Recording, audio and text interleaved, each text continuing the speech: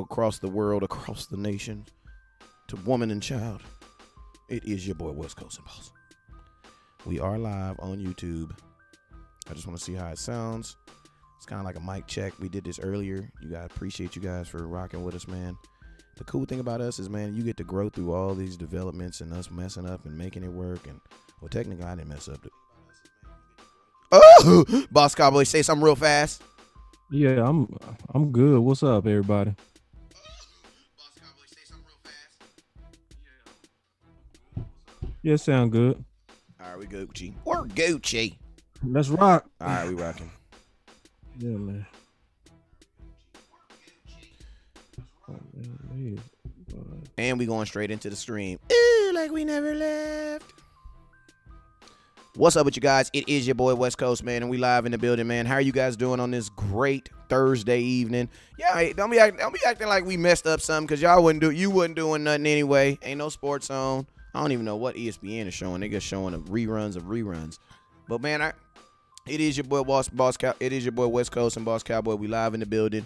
You know, we had the pre-show jitters. You know how I be. Had a couple of butterflies. They had a couple of butterflies. They were lodged. The butterflies were lodged in my stomach, and I had to get them out. You know what I'm saying? What's up? Hey, Rodney. Hey, my supporter. How I sound right now, though? You know what I'm saying? How I found? Oh yeah. How I sound now, though? Boss Cowboy, can you say something? Hey man, why you fussing at everybody, man? Cause man, they was talking about something. Go. You need to go. They was killing you, man. They was killing you. God dang. It's okay, man.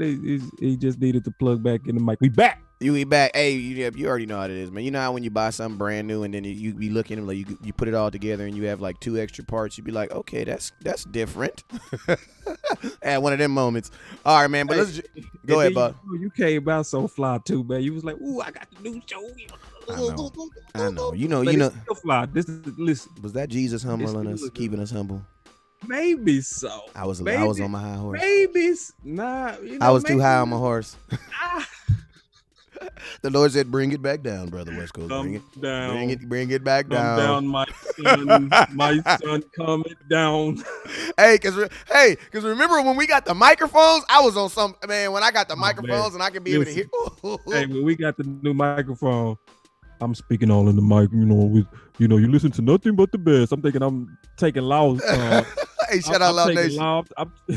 You listen to nothing but the best. Hey, you know what? I love my boy too, man. But hey, when I used to be like, I'd be like, why is his voice so deep? But then when I got the headphones, I was like, oh, boy, I'm telling you, when you got the headphones in the mic, you just want to just test your yeah, voice, like yeah. My voice.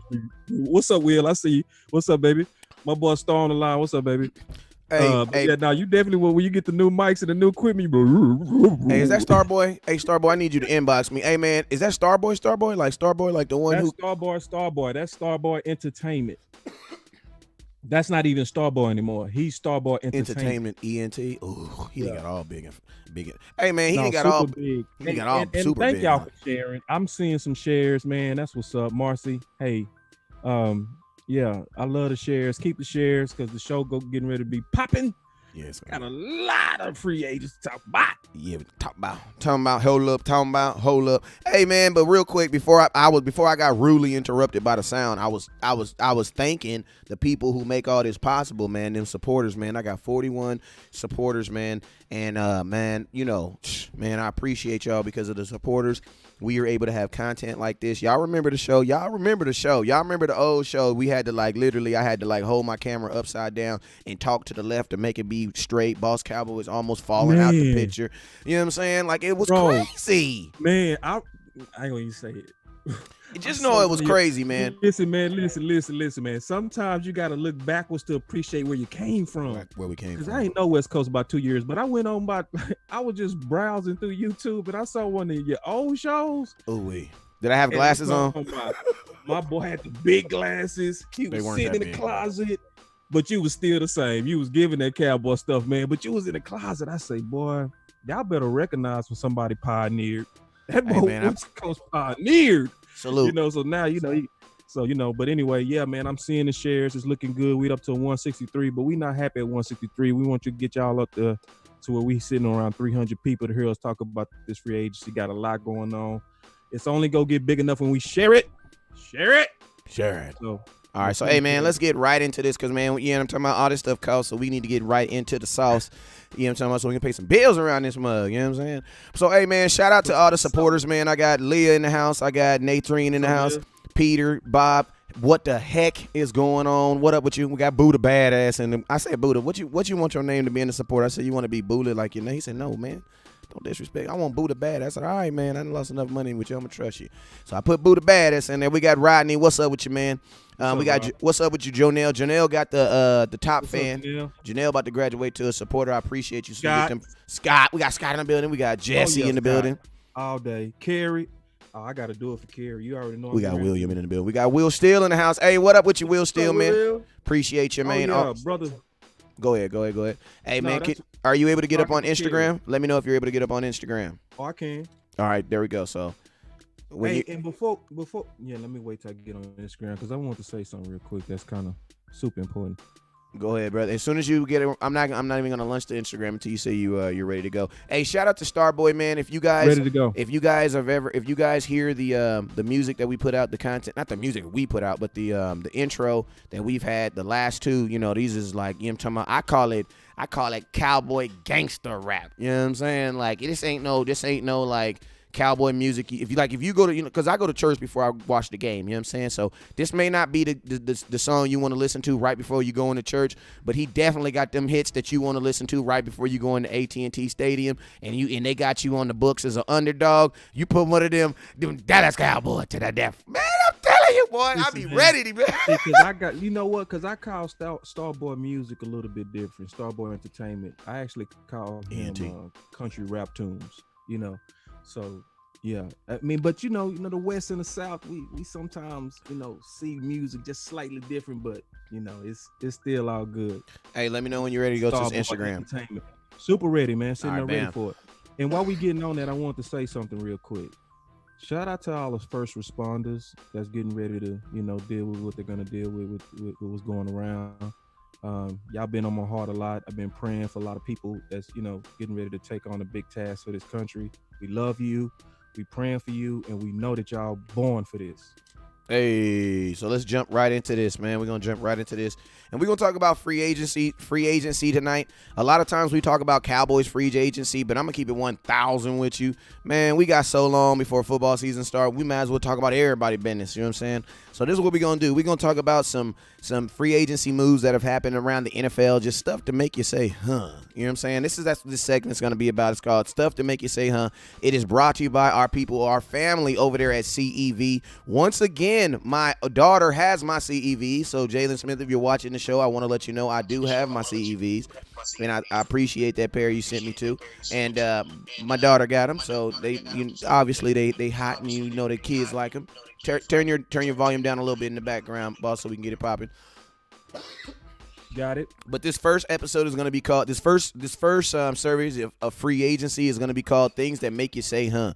Now, the first thing that I want to talk about is things that make me say, huh, is how in the heck did Teddy Bridgewater go to the Carolina Panthers for about $20 million a year?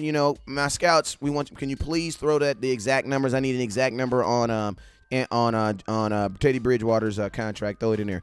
But in what country or what world is Teddy Bridgewater better than Cam Newton? Like, I mean, he's a good quarterback and all, but I'm curious. I'm very curious and optimistic on what the Panthers are doing. And I'm also curious on what the hell Teddy Bridgewater was doing when he messed up the quarterback market by taking way more money, less undervalued than I thought he was going to take. Boss Cowboy, what was your thoughts on him when you first heard him go across the screen? Man, I've been thinking about exactly what you just said, especially on taking way under than the quarterback market. And I honestly been noticing a ton of team friendly, not just in the quarterback position, but just across the board. And I have an assumption. Obviously, it's nothing you can prove, but I think this pandemic is actually causing people to chase security, and I think it's actually giving leverage to the owners because the market is pretty consistent, especially the way that it generally increases from the next best to the next best. And you don't see that much major division or schisms when it comes down to especially the quarterback market. So to take 20, it was just like, wow, like because a $20 million contract on an annual basis is almost going back 4 to 5 years in the quarterback market. So there's a certain thing as a deal, and then there's a certain thing as a steal, and then there's a certain thing as robbery. To get Teddy for 20 is super robbery in my opinion. So I didn't get it at all. Like I didn't expect it at all. It totally shocked me. It just shocked me. My kind of take on it was like this, man. Like I'm not gonna say it was a super robbery because we thought that he was gonna get a market deal, but when you go look at around it, right? But when you go look at what Teddy, if you just say screw the market, right? I'm gonna pay you for what you've done. I don't care what everybody else did. I just want to pay you for what you've done. $20 million a year sounds about right?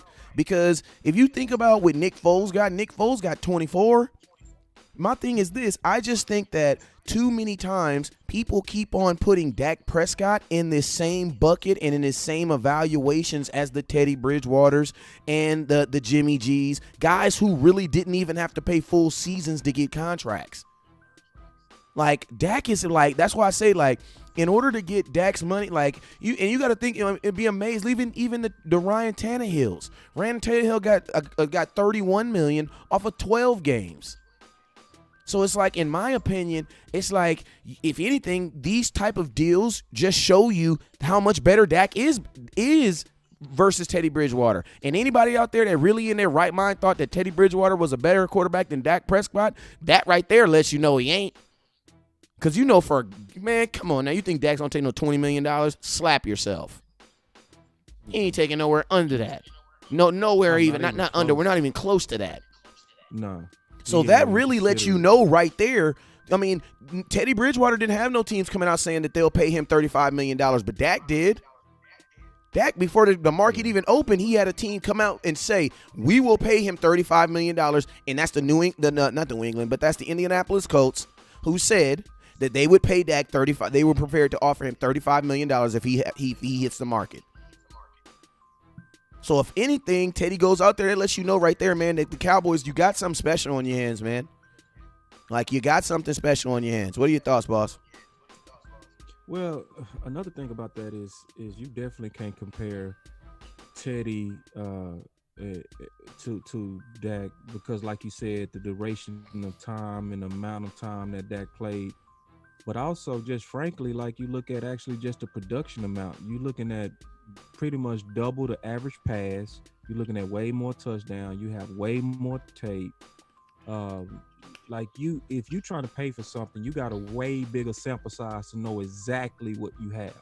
You could look at Teddy Bridgewater and still kind of wonder exactly what you have because most of the beginning games of Teddy Bridgewater was more thinking though. So they are absolutely not at all in the same categories at all.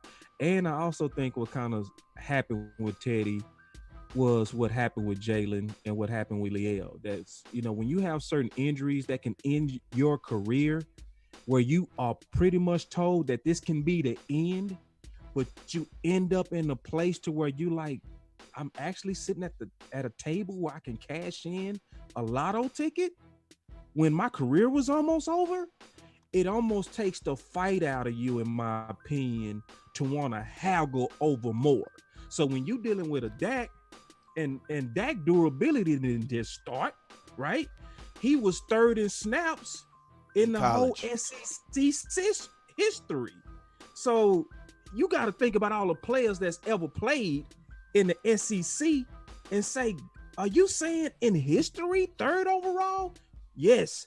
Third overall in total snaps. That means that man never gets hurt. Snaps. So in Dak's mind, in Zeke's mind, hey man, I'm made of Teflon. nothing sticks. It's like everything bounces off me. I'm unhurtable. So they have in their minds the endurance, in my opinion, to fight for money because they never had tragedy. So with Bridgewater, Jalen with the knee, and Liel, what happened with his ex-girlfriends with the murder case that he was end up cleared from and all that kind of stuff, but it dropped his stock. It make you really like almost take the first thing that you get. So when you look at a Bridgewater and you look at a Dak, they not at all comparable, not only in play, but also just in life situations. You're going to have somebody that's going to be willing to fight. And the last thing I'm going to say about Dak is absolutely going to be willing to fight, because in his mind, I played 4 years on a 4th round contract when my counterparts played for 3. So in his mind, it's like, you made me run longer to prove myself, and I had the best year out of all 4. When even if you stop the clock at year 3, I was outpacing Wentz, I was outpacing Goff, and those guys always got the accolades over me, even though even in college I had the better resume.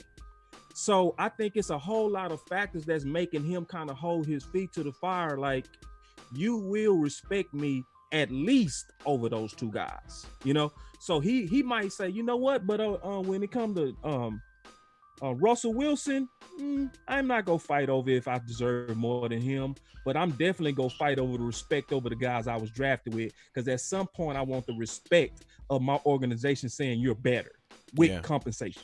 Yeah, I mean, and my thing is this, like, I know a lot of people want to hold team accolades against individual competition. Like, that's not how it works. When you get a contract, it is based on what you did as an individual. They don't give out team contracts. Like, I want to give this premise to people, because a lot of times people will say, but, I mean, what did Dak do against this and what did Dak do against that? Have you ever been in a situation at your job where your whole entire company or your department underperformed, but you did your job?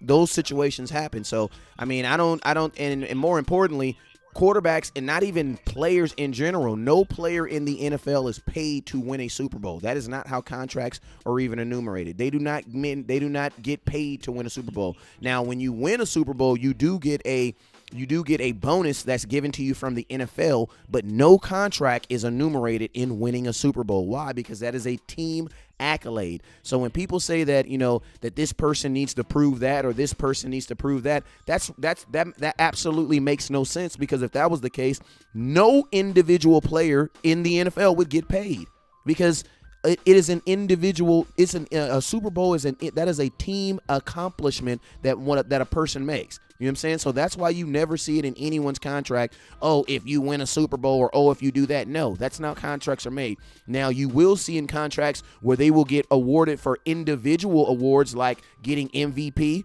or if you are the rushing champion, or if you lead the league in stats, or if you play this amount of snaps. That's what contracts are enumerated off of. Contracts are not enumerated if you take me to the championship and win it. That doesn't make any sense at all.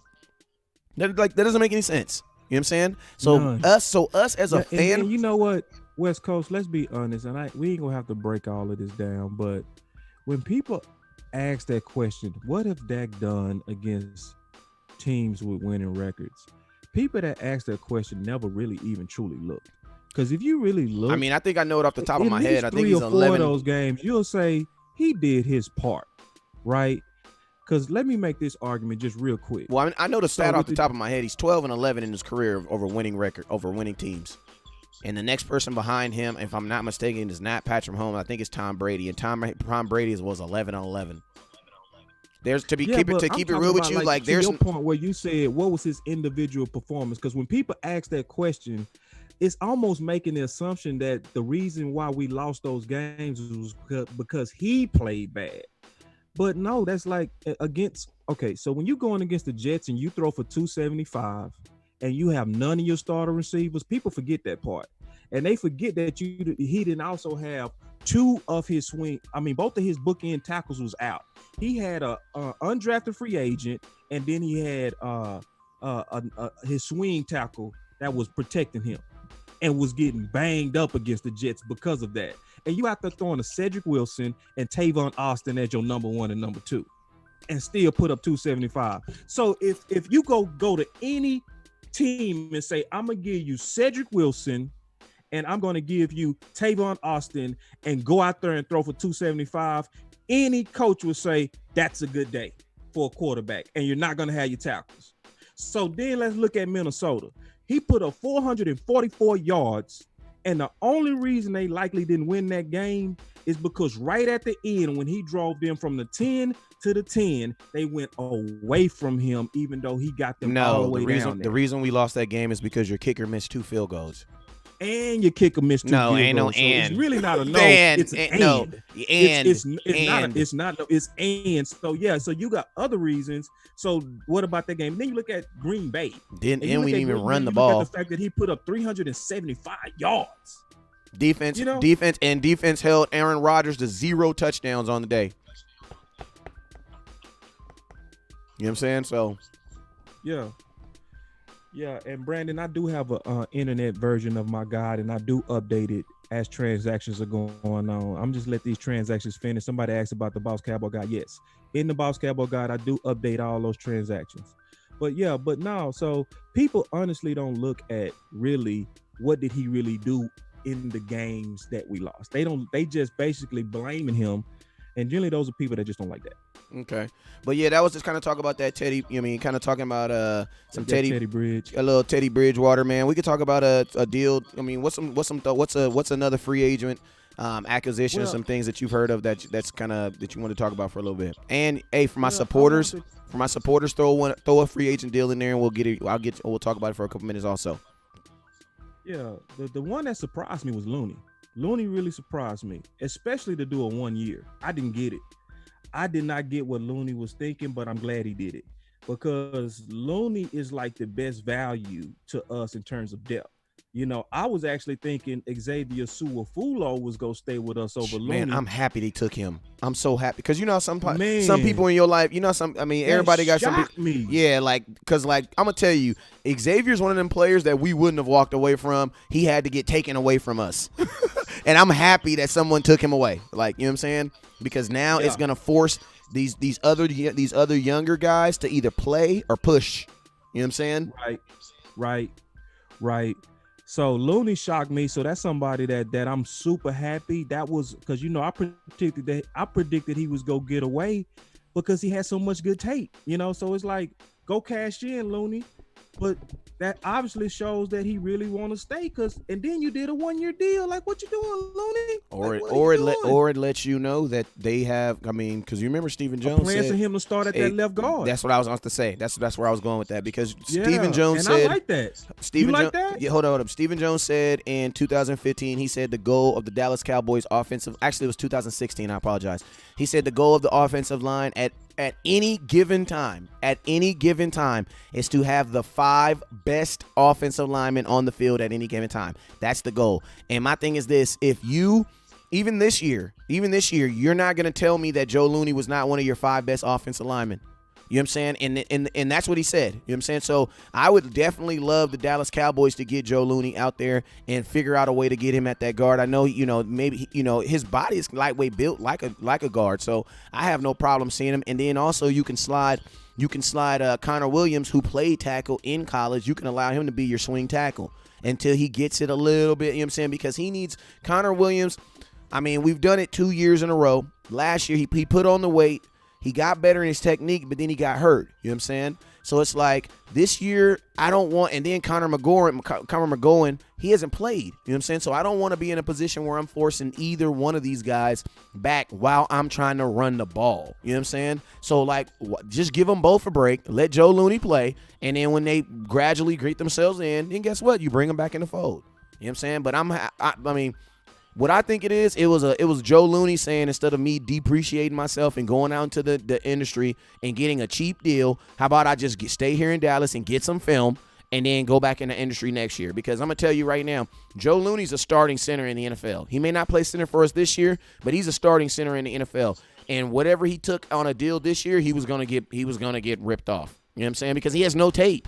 You know what I'm saying? So what I'm assuming is Joe Looney is doing what Dak did. He going to bet on himself, pray and hope he gets some film this year and can get him a deal. You know what I'm saying? Buddha says, I'm not gonna repeat what you said, Buddha, but we gonna pray for him and hopefully he get better.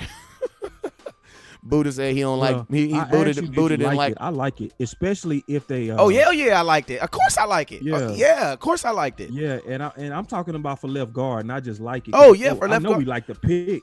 I mean, I gotta see him at left guard. That's what I say. Yeah, I gotta see him at left guard. I like the idea of him at left guard. I like it a whole lot. You know, yeah, so Mitch Hyatt is cool, but he's small. I'm gonna keep it real with you guys. Our offensive line, since we're on the subject, our offensive line backup behind it don't look good. Like, it don't look good. Like, the best, like, Joe Looney is probably a good reason he's coming back, because he can also be your backup center and a backup guard. But the backups behind this offensive line don't look good. Tyron Smith's backup is Redmond. Okay. Your guard, I mean, really, you don't know who your starting guard is right now. Your backup behind Fredericks, it would have to be Joe Looney. You know what I'm saying? But he'll probably play guard. That's what I'm assuming. So you really need a backup there, who would probably be Connor McGowan, because Connor McGowan did play. Actually, it'd be Mitch. I don't know. I don't know. Because remember, we're getting 2 extra players this year, too, with the new CBA. But then behind Zach Martin, who's your backup behind Zach Martin? It was listed as Joe Looney last year. So Joe Looney can't back. Yeah, but he can't. Joe Looney is going to be listed as the backup for 3 different positions, for 3 different people. Or the starter. Or the starter, yeah. But that's what I'm saying. It's going to be like, you're going to write him in, but he's not. He can't physically be 3 places at once. You know what I'm saying? And then who is your left? Who's your tackle behind Collins? One more thing about Looney. Because remember, the new coaches had to go in and evaluate all the players. Yeah. Right? So we had some people that got away. And the reason why they got away is because the coaches somewhere saw some tape and evaluated one guy over another. So we lost Alumba. So that wasn't a lot of game tape to evaluate Alumba. Yeah. You know, but they kept Chris Weststreet over Alumba. So somewhere where they was evaluating those guys at practice, they evaluated one over the other, and that's what happened with Looney, in my opinion.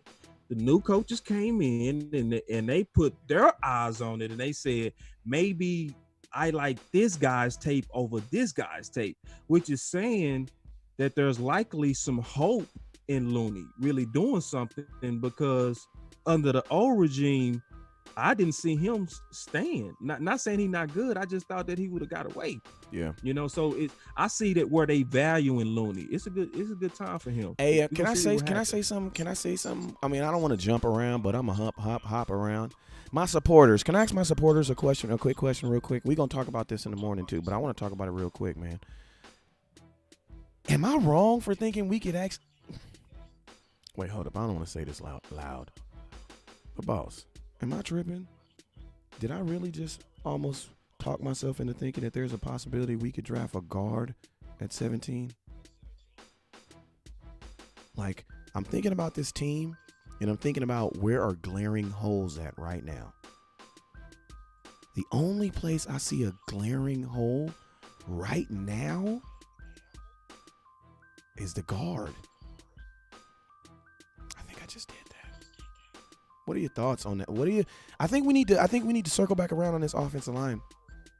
I think we do. I think we need to stay here for a minute. What do you think? What do the Boss Cowboy guide say? I mean, I said it right. What does the Boss Cowboy guide say about the guard position? I need to know. And I don't know how to get the book up in this new show. We're gonna figure out by tomorrow. But I need to know. What are your thoughts? What at free agency, at draft? I need to know. Give me some direction in the guard position.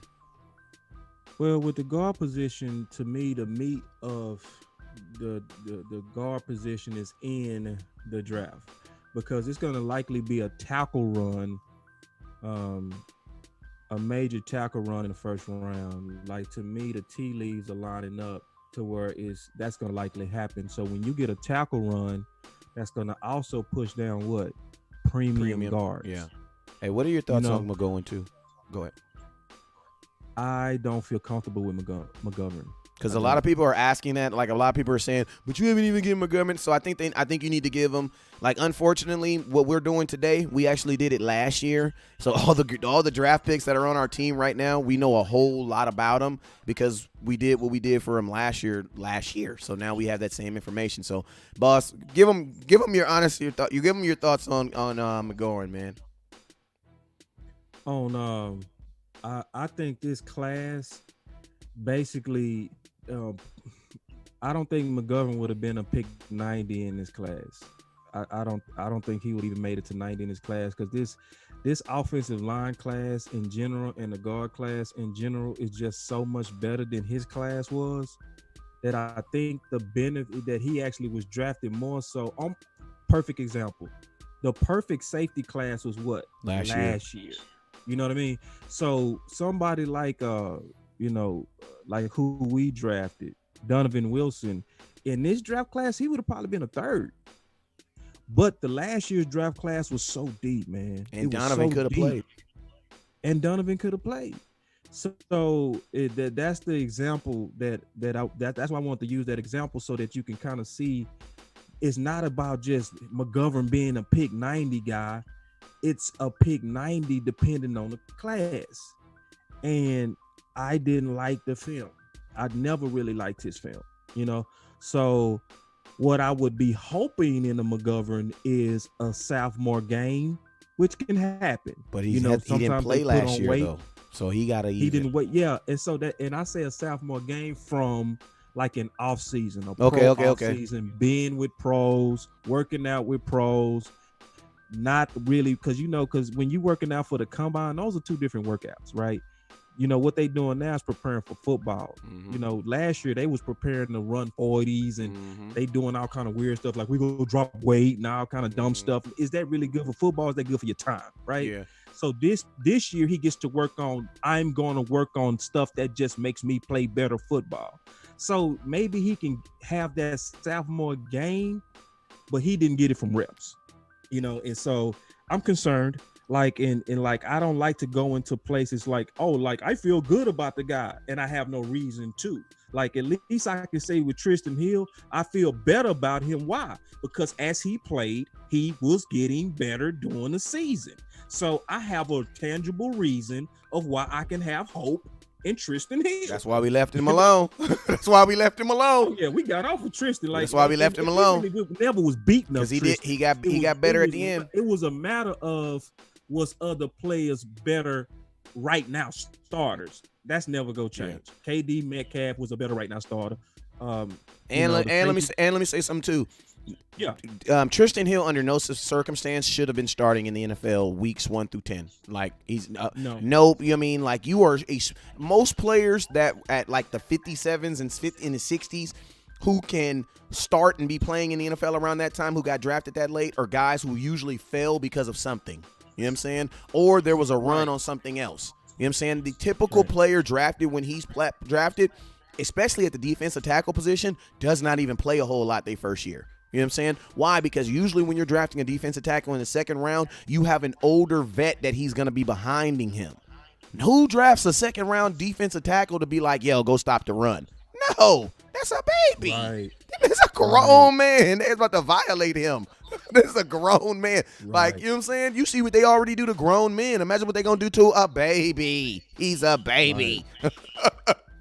Like, when you got what do I always say? When you got grown man problems, you need grown men. Where do you get grown men? In free agency. Hey, I wanted to switch it off. I wanted to switch it real quick, man, because we talked about that guard a little bit. I want to talk about this Emmanuel Sanders because this keeps coming up and y'all is just going crazy in the comment box, like crazy.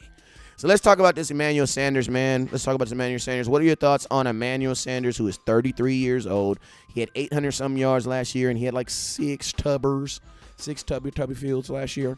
What are your thoughts about Emmanuel Sanders coming to the Dallas Cowboys? I love Emmanuel Sanders. I think if you get Emmanuel Sanders to come in as the number 2 and number 3, man, we go beat up teams so bad, but in yards.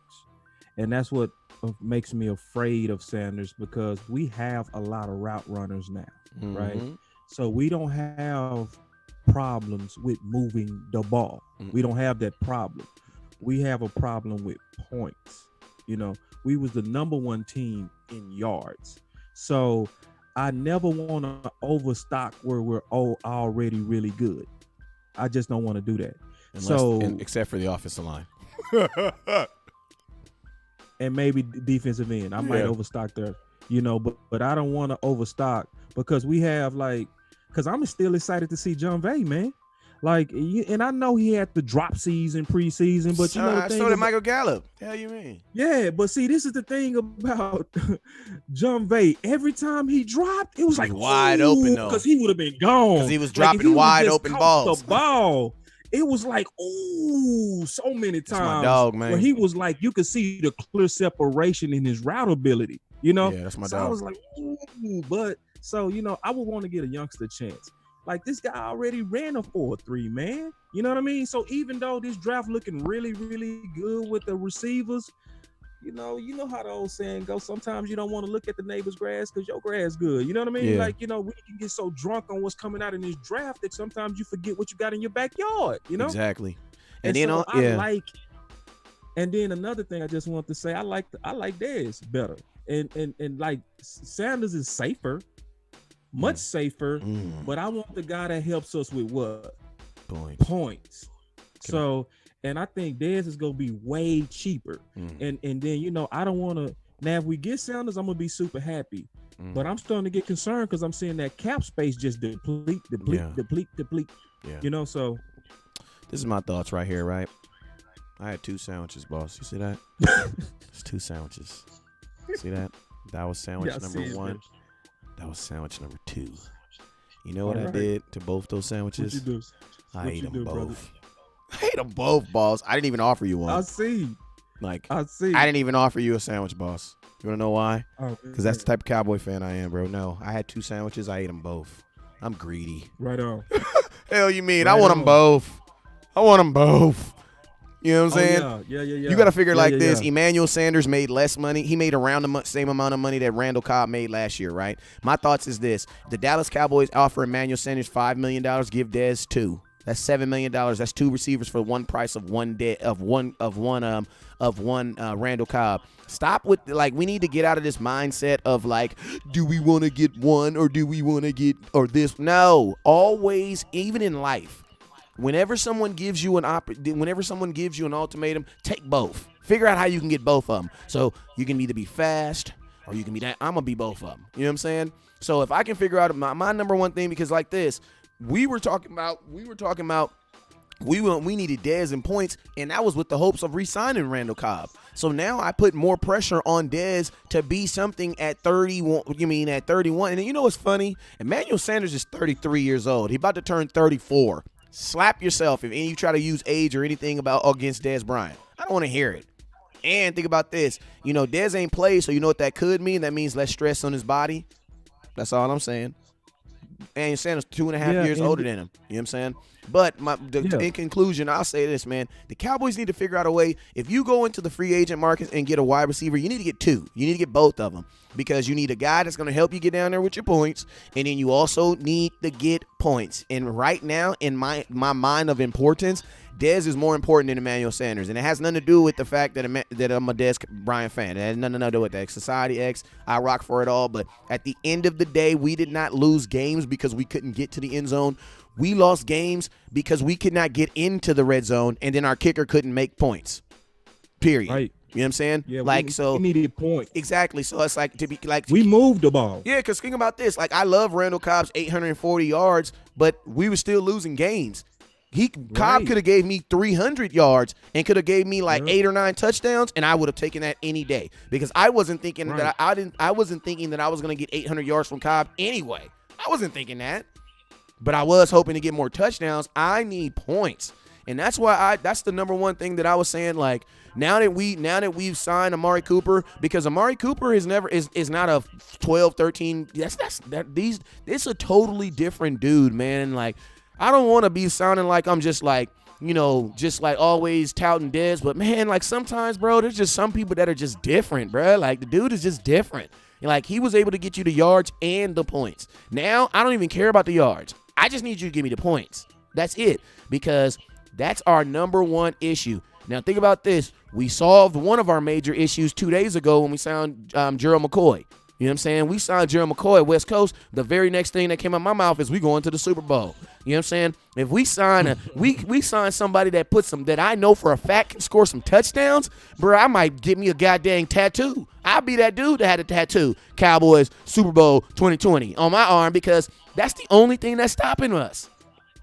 We had bad philosophy. We got rid of that. Points, man. But think about this, boss. We had three things, the three major things that plagued our organization. We had bad philosophy. Well, we got rid of that. Jason Garrett, right. Whether you liked him or not, he's gone. We couldn't stop you. We got rid of the culture's gone. That's done.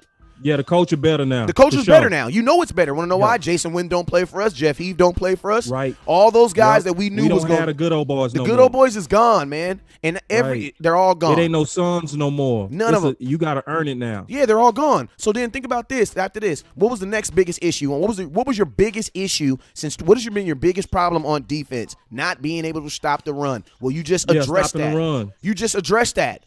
Now you do something to take a shot at the fact that you can't score points. And I'm going to tell you, points is so important, you always get two. Like if you remember on Men in Black, when they asked Will Smith what gun, he always got two. Why you going to get one? I don't get one gun. I'm going to get two. I got two hands, right? All right. You get two of them. Get you two. Because if one fall off, you still got the other ones. That's how important points is. And I'm going to tell you guys this right now. If we can get – and I'm going to keep it 1,000. I love Dez because I know Dez can score touchdowns. But even if it ain't Dez, we got to get something that says touchdowns. Like, hey, man, y'all can have all the yards. I ain't tripping. Just when y'all get to the end zone, holla at me. Get me that guy. Put him in the end zone, and I'm going to tell you this right now. There will be no excuse for the Dallas Cowboys to not. I'm not going to say Super Bowl. Why not? What the hell not? Why not? Why not? What excuse will we have? There would be no excuse. The only thing I can think that's going to stop us is the Connosaurus virus and Jesus coming back. You know what I'm saying? Other than that, we going. We going, bruh. That's the only thing that's held us back. Points and getting ran on and culture. Because culture is bad decisions, right? Key decisions. Yeah. And favorites, all that stuff comes into one big old ball. So, boss, You tell me, if you fix that, because they always said we had the talent, right? We've always had the talent. Oh, we definitely had the talent. Oh, God, yeah. You know what I'm saying? Shoot, yeah. Yeah, and then, I want to make a small case for Dez, just a small one. One of the things that I really love about this Dez offseason, Dez has been completely transparent. Like, so people that have been having questions about Dez, I like a guy that say, come watch me, come look at me. And if you really been looking at it, obviously when he first started, he looked like a tight end about 6 months ago. Mm-hmm. I said we all did. But you can't watch that first tape and then go look at him at SMU and be like, he better. He's better. So what I'm seeing is somebody that's grinding, and he's being transparent about it. Mm-hmm. And he's coming in with an understanding of I'm here for points, and I love that he would be here with a mentality like I'm not trying to outshine Cooper. I'm not trying to take the reps from Gallup. I'm here for when y'all need me to bully somebody in that end zone. That's what I'm here for. Mm-hmm. I'm the best at it. And now I'm going to be doing it from the slot. So guess what? I'm going to be going against the nickelbacks. And when I'm going against a nickelback, I'm going to pump them so bad. Gonna wear them out. And I don't mean that in an insulting way. I'm saying in a way that football guys might accidentally use that word, where they're going to bully you. And that's what you're getting with Dez. And what we're seeing is consistent improvement. So if you take a guy like this, even though he's been out the game for a while, seeing that on his own he's greatly improved, and then you say we're going to put him in an organized program and a structured program, you're going to mess around and get the return of the alpha dog, So, and most importantly, it's already going to be cheap. Mm-hmm. So what do you lose? You got this major upside potential because really Dez, in the history of the NFL, is probably the best red zone target of all time. Yeah. Of all time. When literally by 28 years old, you have broken the franchise record in Dallas. Yep. That's amazing. And then on top of that, even with 2 years off, he still is 10 touchdowns ahead of Julio. That's a touchdown That's crazy. That's a touchdown. And Julio and think about this. Julio has only had one quarterback his entire career. Dez has had 6. Yeah. So it's like now Julio had one quarterback his entire career. Argument is so solid because it's almost like, sure, man. Because Kansas, you got the Kansas City model and you got the San Fran model. So Kansas City said this: we're going to eliminate this defense win championship mentality. We getting ready to kill it. Yep. So it's like Dallas can go in there like say, our offense finna win this championship. If they do both, bro, I would say likely we go contend for the Super Bowl. We better be top 4 with that, especially if all of them stay healthy, because you answered all the problems. You got the route runners and you got the guys that get the points. You got everything. Yep. And then everybody paid. Yep. So it's like everybody relaxed. Ain't nobody under pressure. Dak not under money pressure. Cooper not under money pressure. They are all going to 2020 like, I'm just gonna play football. I'm not squabbing about money this year. I'm just back to high school days where it's just fun. And all those guys out there with no pressure. Oh my God. Yeah, man. And you get a vocal, because I mean the cool thing about it is like the guys that are in that wide receiver room, them dudes are not vocal. You know what I'm saying? They're not. Yeah. They're not you know, Cooper and Gallup are a lot alike in that, you know, they're more reserved. You know what I'm saying? They talk to you. They'll talk if you talk to them, but they're not just gonna like. Dez is the type of dude that comes in and captivates a room. You know what I'm saying? And that's why I think whenever things happen, it always got kind of pointed at him because it's easier to look at where the light's coming from. You know what I'm saying? But it's like, you know, that's the downfall of. But I don't even think that's a downfall. He just got to understand when to use it. And I think that he's been that because something that did happen to Dez that doesn't happen to a few players like Antonio Brown is, man, they got humbled on a national stage. And they want to come back. Most guys that get humbled on a national stage, they fade to black and they just don't come back. You know what I'm saying? That's why a guy like Tom Brady will be like, I want to play with Antonio Brown. You know what I'm saying? Because at the end of the day, man, they don't care about politics. Think about this. Tom Brady went to a location where his legacy is on the line. And you know what he thought of? Points. I don't care. I could care less about the reputation. I don't care about that. At the end of the day, he going to come and he going to play ball. You know what I'm saying? Right. And that's what football is about. And the one thing I love about Mike McCarthy is Jason Garrett. I think Jason Garrett was the type of dude that, and y'all know I had a lot of love from Jason Garrett, still got a lot of love for him simply because I feel that he was put in a weird position by his own organization. You know what I'm saying? But at the same time, I think that Jason Garrett kind of understood how to handle high personnels and attention, but I don't think he knew how to get all those guys to kind of put that direction in one direction. You know what I'm saying? Where Mike McCarthy, I think Mike McCarthy is going to be he will allow a guy like Dez to be Dez, be vocal on the sideline, but be like, yo, instead of yelling at the wide receivers, go yell at that corner over there that keep on getting burned on that inside right. Get in his face. You know what I'm saying? That's the type of dude, because I'm going to tell you this right now. I never seen Mike McCarthy tell Aaron Rodgers to shut up, and I always see Aaron Rodgers is old school Dirk. Y'all remember when they used to call Dirk the jerk?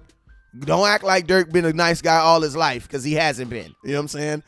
And that's how Aaron Rodgers, you know what I'm saying? Aaron Rodgers will get in your face. He gonna get it. He gonna say what he want to say. Like he told him he said about his own wide receivers in the media that he wasn't happy. Remember at training camp that he wasn't happy about his receivers? Like that's the type of dude. That's the type of dude that McCarthy's gonna deal with. And I'm gonna be honest with you, that's the type of stuff that tears down your team. Dez never did, and I challenge anybody. You know where my inbox is.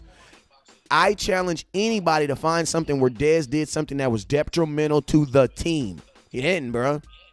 He didn't.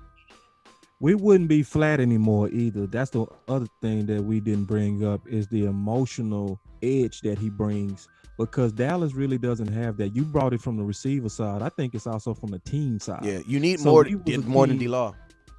Yeah, we need more than D-Law. We need somebody, and you know, when D-Law said this about Dez, and people forget this.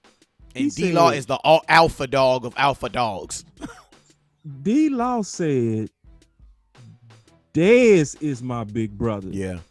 Dez is the leader of this team. I'm talking about the alpha of the team. That is the clear alpha of the team. looked up to the ultimate alpha. So to me, I saw too much flatness last year as well. You know what I mean? Like, it was the emotions, because sometimes, and you know this as an athlete, and all athletes know this. I see my boy Anthony Terrell on. He was a really good athlete out of Dallas. It's a lot of it in our head. And if and I remember we was talking about, he's on the show right now, but we was just talking about a player when he was coaching for a state championship and he was having a bad game. And Coach Anthony went and he got in his head. He was the emotional leader, and he was like, bro, man, you need to settle down. This is state, but you need to go out there and just play like we play in the gym. That emotional leader, that person that could really just get you to play within yourself, you know? And that's the other edge that you get with a Dez, is when it's flat, who is going to be that person that kind of at least attempt to pick up everybody? Like, come on, y'all, let's go. And that'll just kind of get you back in it, in your head. And that's also an attribute of Dez, because you're right, man. The receiver room especially, but the offense in general, it can get flat, and then we wait to where we get momentum runs, then we want to get excited. Now you need somebody that can get everybody up when we just dead, you know? And that would be Dez. Hey, shout out, man. I got my boy Dante Ruzon in the house, man. What up with you, man? It's man, the dude I went to high school with, man. He one of them dudes that play basketball. You know, he was cool with him. And today you got the hoopers on today. And today was a freshman and made varsity, and they started acting all crazy. You know what I'm saying? They can't be your homie then. They had to be with the big, you know what I'm saying? But nah, I'm just playing with you, Dante. I'm just playing with you, big homie. What up with you, man? Starboy back in the house. I see you, Janelle, in the house. What's up, Star? Hey, to kind of, yeah, because hey, man, if you watch my show long enough, you'll definitely know how I feel about Dez Bryant. So we ain't got to talk too much about Dez. I'm gonna just celebrate wherever he go. I'm gonna celebrate it. But I wanted to talk. I did want to kind of talk about a subject that was kind of dear to my heart, of a free agent that got released, and for whatever reason, it's, you know, I don't know why, you know, Todd Gurley get released and Zeke name come up. I'm like, what the hell? Like, who? Oh yeah, Todd Gurley got released, and all of a sudden people want to bring up Zeke name. Oh, well, did you see Todd Gurley? Oh yeah, you see Todd Gurley got released. Oh yeah. See the Cowboys? They gave him 40. They gave the what they say the Rams gave him $40 million guaranteed. Oh, Zeke, they gave Zeke $60 million guaranteed. Oh, let's see what's gonna happen, man. Some of y'all need to hashtag slap yourself, Boss Cowboy. What was your thoughts when you saw Todd Gurley got released, and then after you asked it, I want to get my thoughts on something else. But go ahead. Let me know your thoughts and your opinions on that. Well, man, the first thing I thought about Todd Gurley getting released was actually nothing. You know, I didn't think anything. The thing that actually pissed me off is when I started seeing the reports coming out. You know, stuff like, should Dallas learn from that? And see, man, it pisses me off because it's our own media that would literally crucify our best players for cheap clicks and quotas. Because see, I'm a writer and I know the game. When you can get clicks, guess what? You get paid more. That's how the game goes, you know? So, and it just pissed me off, man, that you got people that would literally put our own people on the cross, man. And it's just sick to me, and it pisses me off because Gurley was good, but Gurley came into the league already as damaged goods. So there was really never any comparing the durability of Zeke compared to Gurley. That it is not even close. And I'm like sick of it, West Coast. I'm like, bruh, listen, man, I'm getting mad just talking about this, man. You know, you see this Joker, bro? Yeah. Like, that's me right now, man. Like pissed. You see how he pissed? That's how I'm pissed. Cause it's like, bro, he came in on ACL surgery. Did Zeke have ACL surgery? No. Does Zeke play every game? Yes. Does Zeke put in 1,000 yards? 1,000 carries? Absolutely. So stop the false comparison. Just because the other guy had a spare tire leg doesn't mean that the guy that you have that's basically on some new tread tires is gonna be the same. And we always trying to rip off a guy that we already paid. He paid y'all. He on the team. Leave him alone. Just like pump him up. Stop trying to bring him down. And it's our own. Man. And it's like, bro, like. I'm gonna tell you this. Go ahead. Yeah, and it's like I just don't get this silly logic that you can go find Zeke's in the third round. Like, look, man, I need a statement that's worse than slap yourself. You not go find no Zeke in no third round. You not. You know, you go find you a guy that might have vision. He might be able to get in between the tackles real good. But these guys in the third round not running no 4.45s. That's not happening. Man. It's one Zeke maybe every 5 or 6 years. There's no Zeke's just you don't get a 3-time potential Russian champ that just come in the third round. I need to stop. Like stop, and it be our own people. Like, and I get it. There are more running backs, but it ain't no Zeke's, you know. And you know, and so it's like just stop it. He paid. Everybody's pretty much really at this time. Everybody paid West Coast. Everybody is paid. Dak is actually technically paid. You know what I mean? Yeah. Like, yeah, it knocked you off on Instagram. Go ahead and get you back on Instagram. Man, my thoughts, I mean, I definitely agree with you right along on that point. I mean, my thing is this. When I heard that Todd Gurley got released, it didn't really surprise me as much as I think the name was bigger than my actual reaction. Because, you know, when they draft, because see, we did a really good job of scouting last year's draft class. And we actually had Henderson. We had Henderson as our number 2 running back in the entire draft. Did you have him as number 2, or what was he as your number? Where was he as on your draft board? Oh man, you went back to last year. I'm sorry. I know I had Henderson as a 2nd round grade. Well, anyway, they ended up getting this guy in the 3rd round, right? And Henderson was the starting running back in Memphis. He was starting over one Tony Pollard. And this is a guy when he got drafted to the LA Rams. Then me and Boss Cowboy said it on there. I remember you said it. I was like, bruh, he's gone. Ty Gurley's gone because Henderson is a cheaper, and I ain't gonna say better. The reason why I say better is because he doesn't have the injury history, but he's a cheaper Ty Gurley. Got the long dreads, everything. He jump over people, like everything. Like it's everything. You know what I mean? It's speed. Like speed, everything. The dude is nice. You know what I'm saying? So I mean, when I heard it, I kind of thought about the same thing I thought there. I was like, man, well, you know, they must really, really like what they see in Henderson. But at the same time, I would have thought that they would have kind of held on to Gurley a little bit longer, simply so you could avoid that $10 million hit. Like, I mean, the fact that you were willing to pay him $10 million to not play on your team really, really makes me think that, like, it might be a little bit more than what they are leading on to believe. You know what I'm saying? Mm-hmm. Because that's a whole lot of money to pay somebody. Like usually you see that with a quarterback. Like we did that with Tony Romo. You know what I'm saying? We basically paid Tony Romo $8.5 million not to play. I'm going to tell you somebody else we also played not to play, Dez Bryant. We paid Dez Bryant like $8 million not to play for the Dallas Cowboys. That's crazy, right? So I mean, you know, when I see something like that, I'd be like, woo. I definitely kind of sit back, but I kind of digress. But my thoughts between Gurley and Zeke is like, if anything, it just shows you how much better Zeke really is. Like, you can't, if it doesn't tell you how bad everybody else, it really should tell you how much better Zeke is than everybody else. Because Todd Gurley needed a offseason and a training camp and still couldn't come out and still wasn't able to outproduce Ezekiel Elliott. Ezekiel Elliott didn't even go to training camp. Like Zeke went to Cowboy. You know what I'm saying? People sleeping on that West Coast. Like Zeke went to Cowboy. Right. Gurley went to camp. A running back with no training camp. No training camp. Went into camp and still balled out. Still did what he was supposed to do. Everybody that actually says, what happened to Zeke? Listen, man. Listen. Like, it's a certain thing called precedent, right? Like, all you got to do is go look at history. Whenever you see running back holes. Tony Pollard did not play better than Henderson.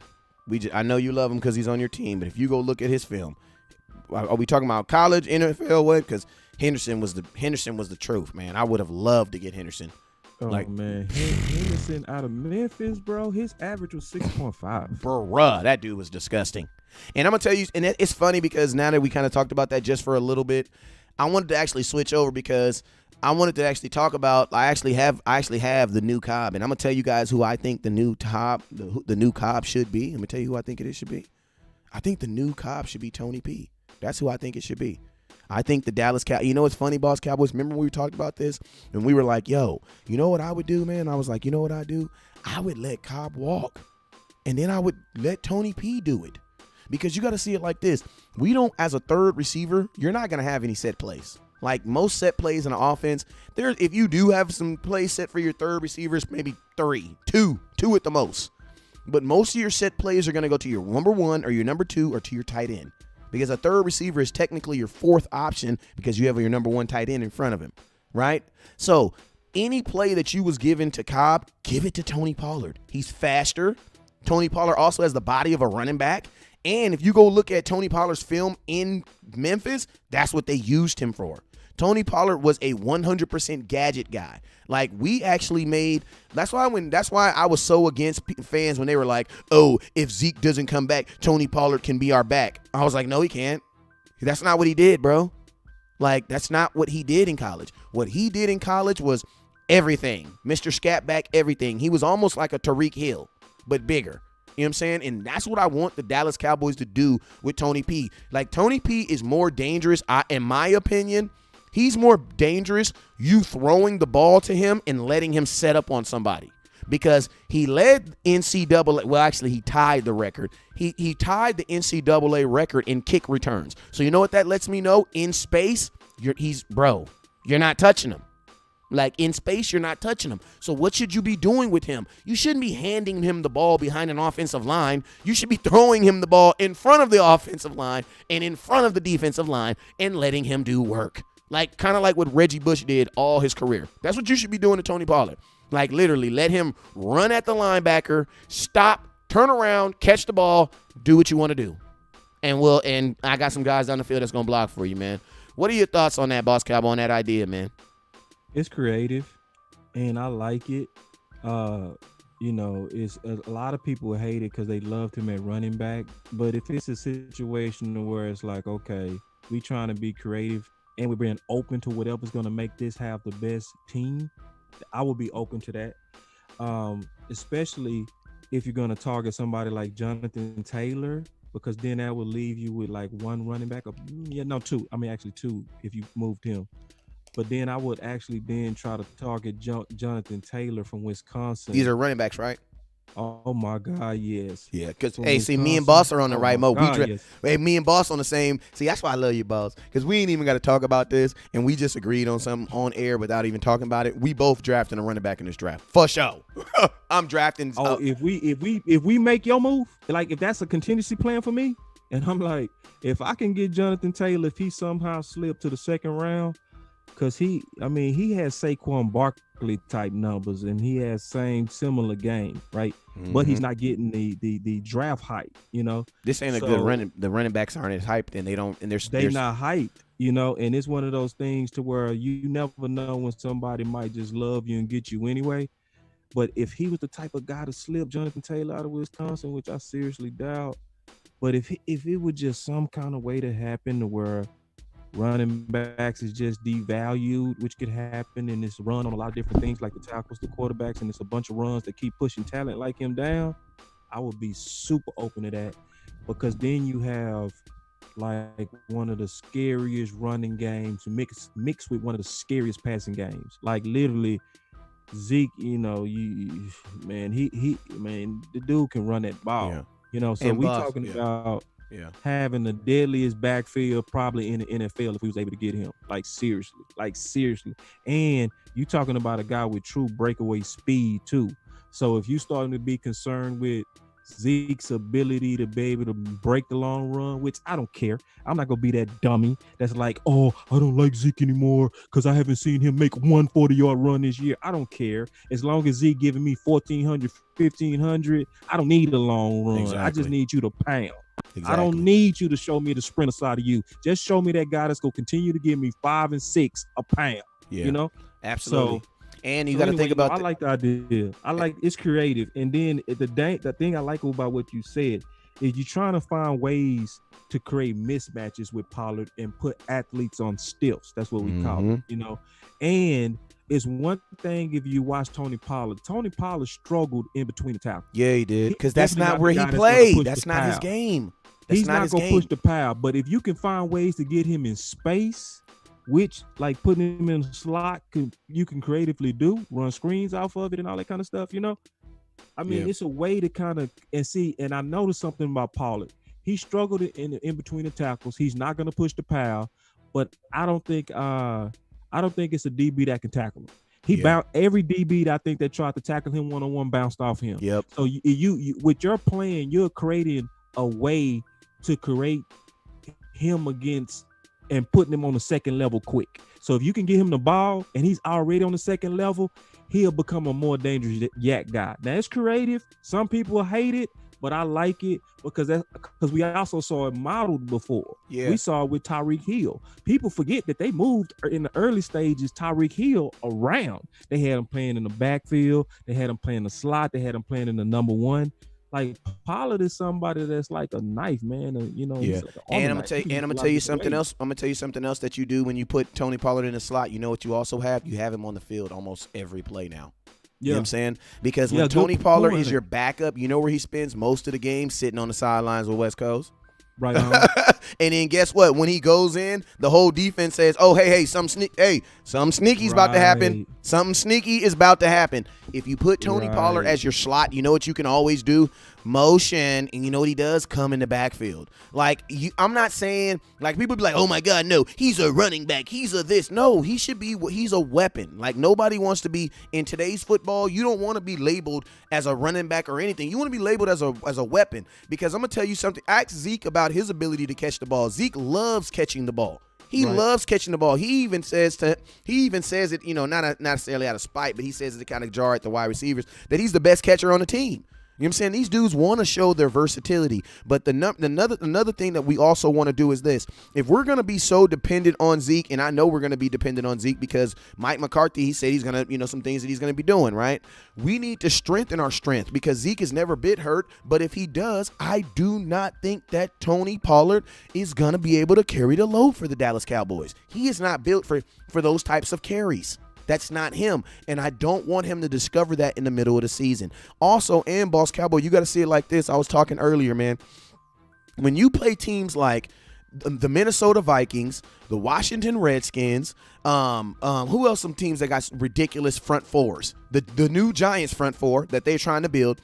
You need two running backs to beat them dudes up. Like, you need 2-pounders. There are going to be some games like, let's take the Washington Redskins. Zeke may never get 100 yards against them. Why? Because, bro, they have a lot of money invested into stopping the run, and they all come from Alabama. I don't know what it is. You know what I'm saying? When you play those type of defensive lines, I don't mind Zeke having 85 yards, but I need another back, a bruiser, to get like 65, 70 yards. Because you guys got to remember, the best running attack that we ever seen that just tore us a piece and we couldn't handle was not this really, really fast running back and this really, really other fast running back. You know what it was? It was Todd Gurley and a bruiser. It was a bruiser that was wearing us out, man. And I'm going to tell you what you do with a bruiser too. I'm going to tell you what a bruiser also does. It gets Zeke through this contract because we just saw Todd Gurley not make it through his contract. We don't want that to happen to Zeke. So we need to protect the fact that I want Zeke to be my running back for the next 6 years. How do you do that? You go get a bruiser and put him behind him. That's why I said, man, I hated that we released Bo Scarborough, but I would love for the Cowboys to go get a Bo Scarborough or a Derrick. Not obviously Derrick Henry's going to be way too much, but I'm saying a Derrick Henry-esque like. Because think of that. Then you will have a Zeke type back who can do everything. You have the dude who, when he comes in, because like there's sometimes on 3rd and 1 in the second down, I shouldn't have to give that ball to Zeke. Like, you know what I'm saying? I know it's going to be contact. I know they're going to try to destroy him. Why can't I give it to this bruiser back to go get that 3rd and 1? He gets the 3rd and 1, and then you know what I get to do? Now I get to bring in Zeke on the first down. Because even if Zeke gets the 3rd and 1 and his first down, now I got to take Zeke off the field for the first down. You get what I mean? Now, if it's fourth quarter, Zeke, you getting it all. It's all you. That's what I'm paying you for. But them early downs on them 3rd and them 2nd and 2s where they know you're running the ball and the defense, and they're like, man, F you. We going to stack the ball. We going to stack it. Right. We know you running it. Right. They literally, defense, F you. We know you going to run the ball on us. Those are the times where I don't want Zeke on the field.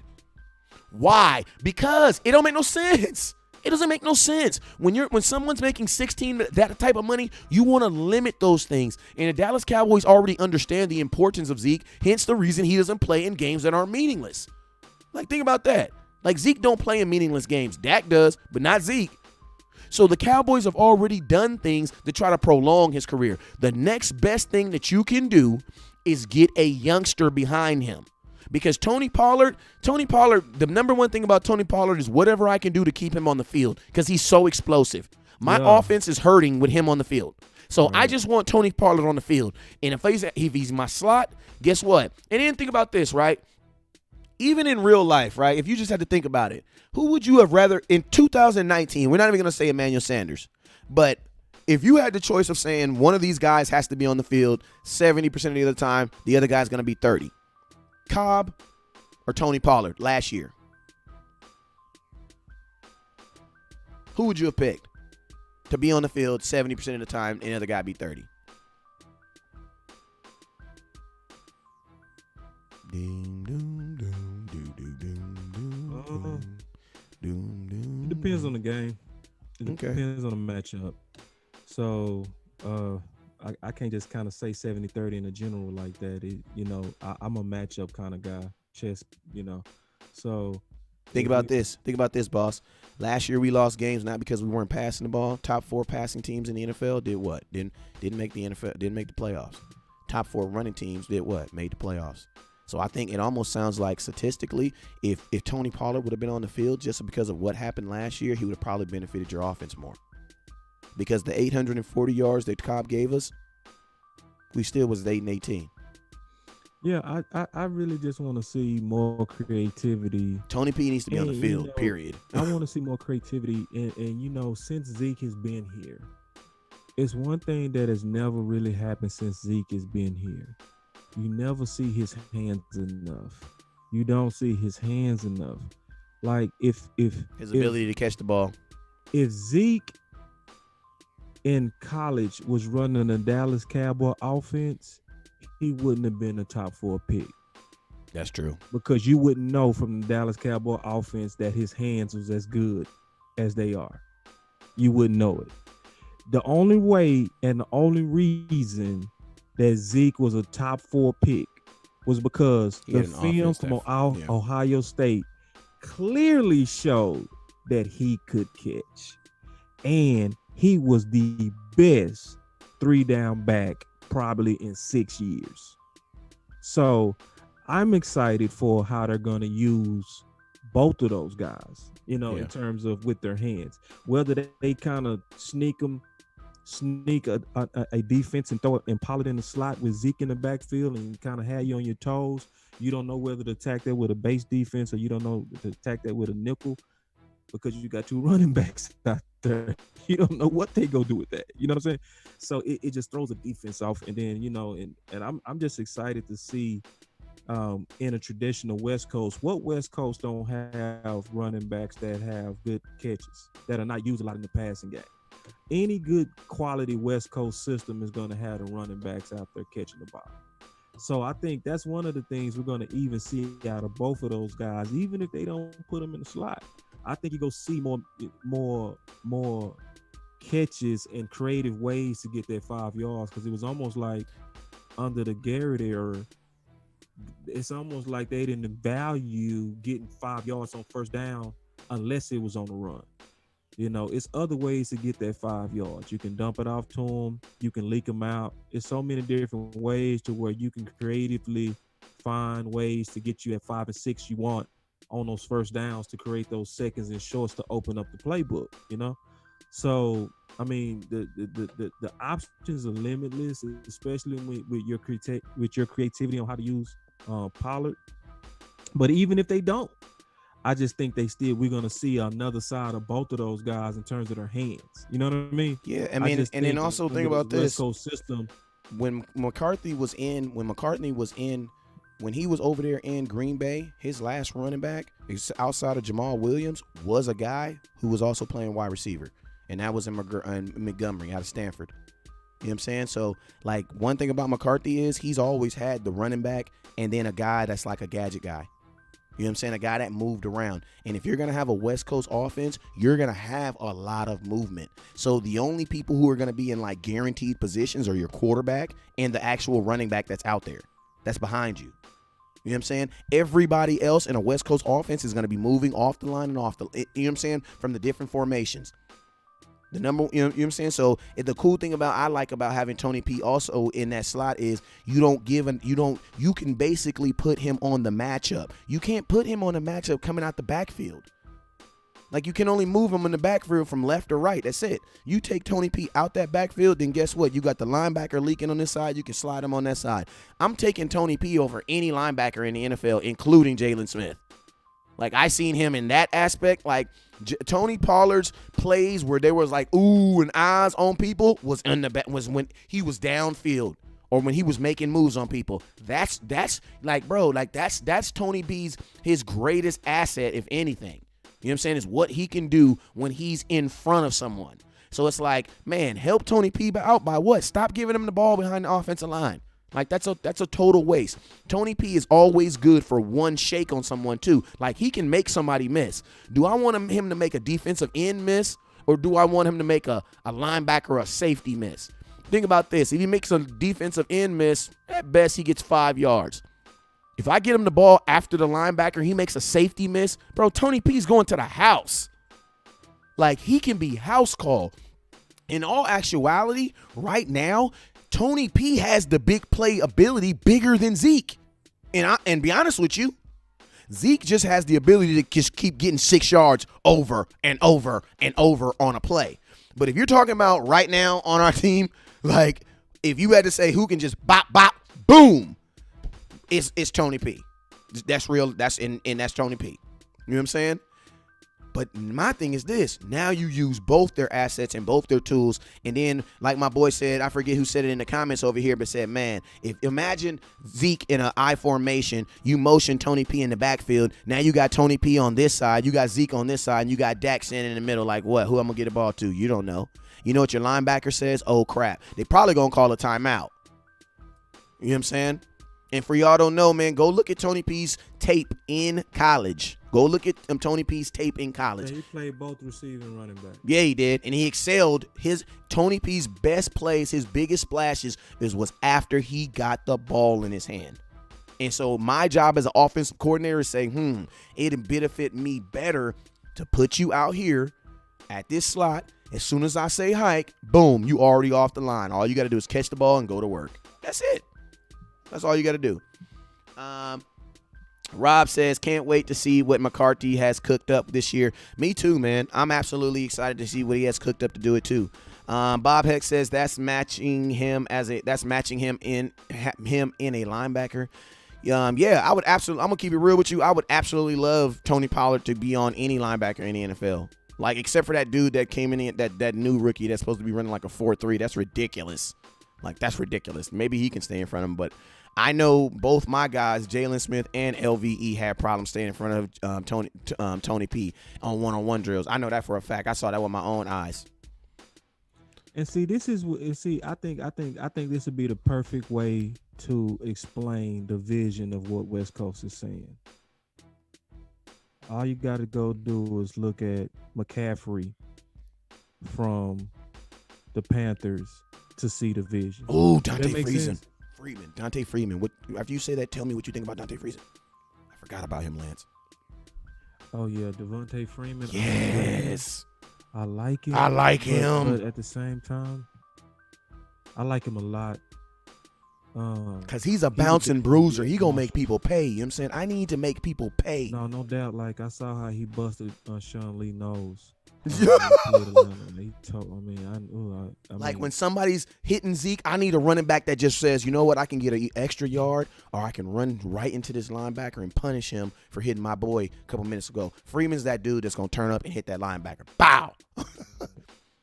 So like McCaffrey is what you're talking about. So like, because I think sometimes people it can be tough to get your head around what you're saying. But just look at the way that they use McCaffrey in terms of his catching ability and stuff as well. So it's definitely and they really do a good job of matching up him against linebackers. and he go eat you up. That's exactly what he does. It's like, I'm too quick, I'm too fast, I'm too electric for some stiff linebacker to stay with me. It's a creative way to give Pollard the ball in space. Hey, boss, real quick. I've heard this name come up a couple times, so I want to give your thoughts on it. What's your thoughts? They've asked about this kid, DeAndre Swift from Georgia. What do you think about him in the 4th or 3rd round? Love it. I seen him play out of Georgia. I seen him play. I didn't see him play a whole lot, but I did. I doubt he gonna be in the 3rd round though. You think it's gonna be earlier than that? Yeah, I think he gonna be earlier than that. Yeah, but if he's there, yeah, absolutely. You know, and then I'm glad you brought up the draft a little bit, because now we're starting to kind of get to a place where it's starting to be smart to talk about it, right? Because isn't it funny? Does McCoy change anybody that was looking at Kinlaw? You ain't even heard nothing about the exact same thing. What did we say last week? I said, because guess what? If you go get a big name in free agency, you ain't gonna want no Kinlaw. Exactly. Right. Don't need it now. Yeah. So that's why we didn't waste a bunch of time saying who we gonna get at 17. Who we gonna get at 17? Like, if we really being honest about it, you have to kind of let free agency kind of play through. We'll actually start talking about the draft more once we get past next week, because next week is where Dallas really does its shopping. Next week and the week after that, that's where we go really see the Dallas moves. Like, this is one of the most active week ones in Dallas that I've seen in a long time. But next week is where we go be able to say, okay, 17 makes sense for X, Y, Z. You know, so yeah. So yeah, everything changed. So now I would love Swift if he's a 3rd rounder, and depending on what the vision of Pollard is and this type of stuff, you know what I'm saying? So, like, if they having a vision of what you're talking about, I'll be open for it, you know, all the way open for it, you know, so. Well, there we go, man. So, I mean, more importantly, man, I think my biggest thing right now is when you sign someone on a contract, my goal now is to get you through that contract. Like, I'm not signing you on a 6-year deal so that you can only play 3 years for me. You know what I'm saying? I want you to play all 6. I want Zeke to retire a Cowboy. How can I do that? By getting guys and putting them under him. You know what I'm saying? And Zeke needs that. I don't want Zeke to be in a situation where he's hobbling off the field. Like, that means he shouldn't have been on that play. You know what I'm saying? Give that play to somebody else. But, man, if a guy like Freeman, hey, Buddha says, what do you think about oh, no, he's talking about White Oak. Never mind. All right, but, yeah, man, at the end of the day, I definitely want the Cowboys to get someone in there so that they can take that bruiser route, because Jamiz I mean, a lot of teams you can sneak. If we had a guy like, you know, like Keith Smith, you could still kind of use it, kind of dump him that ball off. But now our fullback that we currently have is more of a catching fullback versus a actual like blocking fullback. So he don't even really count. You know what I'm saying? He doesn't even, like, in my opinion, in the run game, he don't even really count, because that's not what they brought him in. They brought Jamiz in as a block, as a passing. Now, his blocking did get better last year, because I was watching some film on him on accident. I was watching Zeke highlights, and I saw Jamiz laying some wood on some dudes. You know what I'm saying?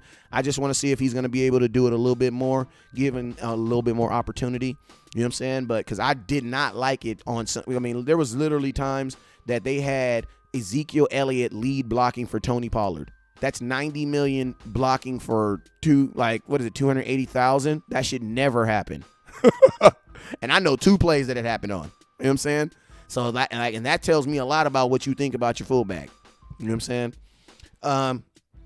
Dude, let me see. We got Orlando Ratcliffe. He says McCoy is a wait and see. We gave up a youth for experience 3 or 4 years ago. McCoy would have been in the answer. I think McCoy's good now. I mean, because you got to remember, our defensive tackle is not about to be on the field the whole time. Like, I would say out of 60 snaps, McCoy's probably going to play like 30. You know what I'm saying? Because he's still going to be rotating between Antoine Woods, Tyrone Crawford. You got Tyrone Crawford, Antoine Woods, and there was one more. My mind just went blank. Tyrone Crawford, Antoine Woods, McCoy, Tristan Hill, and there was 5. Who was the 5th? Who was the 4th one? Mine just went blank. But either way, you know, McCoy's not gonna be. He's gonna be our defensive tackle is gonna be rotational. You know what I'm saying? Remember, Nolan said he wants 4 D tackles. That means he's gonna have guys going all game. Like my boy Jamez said, Jaquez said, NASCAR. You know what I'm saying? That's gonna be our get after him. You know what I'm saying? Package. So. I'm okay. I do think somebody asked, do you think McCoy can last 3 years? Yes, I do. Even if you don't, I ain't tripping. McCoy is the best D tackle we've had in the last 10 years, outside of David Irving. And he's not gonna play, Like, and he's not gonna straight up. play, and he's not gonna be required to play like if it's 65 snaps on a defense, he's not gonna be playing 60. He's gonna be playing like 35 because you Yeah. still got guys that are good. Yeah, McCoy can play, man. Like we gonna be so excited to see some real push in that middle because it's been a while. You know, like David Irving would give you that push, and you could see it instantly, right? McCoy's the same way, and he's gonna do it at least 3 years. I know he gonna give us 2 good years. I think he can give us 3, and then he's a man of faith, so he's not a guy. He's a family man.